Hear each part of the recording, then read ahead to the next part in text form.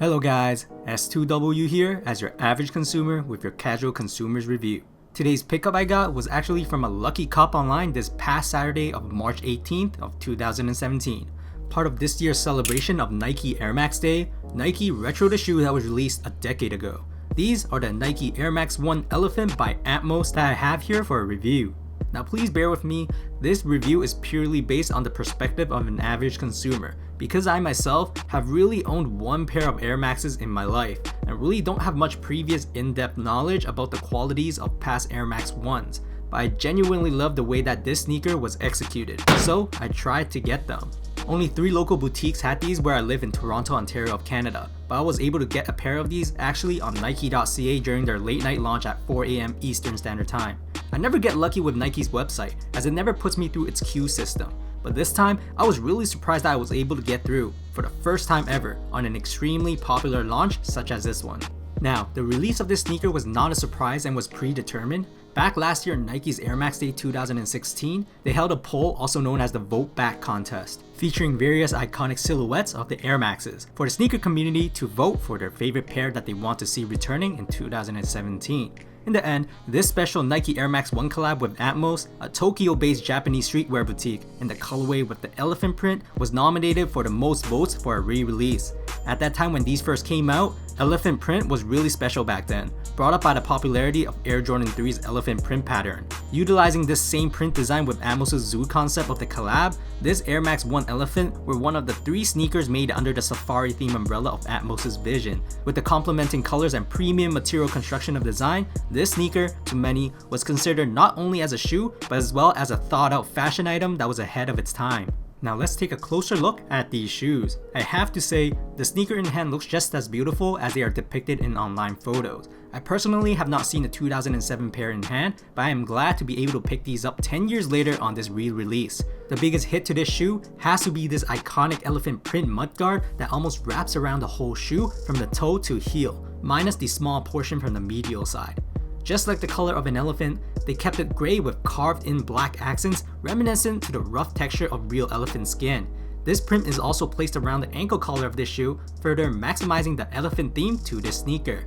Both the medial and lateral side of these Atmos Elephant showcases its vivid jade color swoosh on patent leather, giving the sneaker that extra pop of brightness and reflection.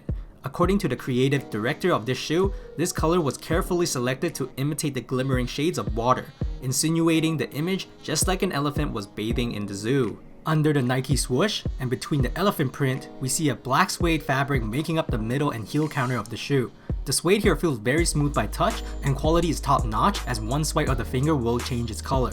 These pieces of suede also offers the shoe more structure and build, as well as the lace eyelets for these flat black laces that come with the sneaker to thread through. Surprisingly, they kept the fabric of this tongue unified along with the suede upper by using suede material on it as well. And near the tip of this tongue, there's a Nike Air Max branding stitched right at the top for further branding. As for the back of the shoes, you have an embroidered Nike Air branding in the eye-catching jade color again, giving a very nice contrast against the black suede of this sneaker. And now looking at the toe box of this shoe, I'm very delighted that they used soft leather for any of the white part that you see on this upper. When you apply pressure to this toe box, you can see it creases very softly, and although this leather is not like the softest leather that you can feel on a shoe, this is still some of the nicer quality material to be used on a release like this.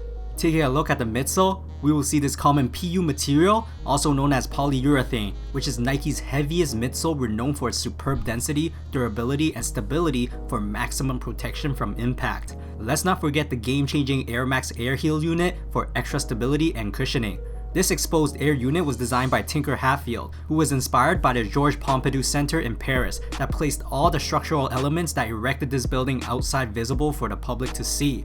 Sparking the design idea with Nike, for the first time ever, he created a shoe that physically shows the structural air cushioning unit via a small air bubble. So not only are we feeling the air sole unit that Nike advertised, but also we have proof that they exist and see them perform in action. Inside the sneaker, I'm not quite sure what the material of this inner lining is. It feels very soft and muted, something similar to cotton I guess, so it does feel very cozy and warm inside.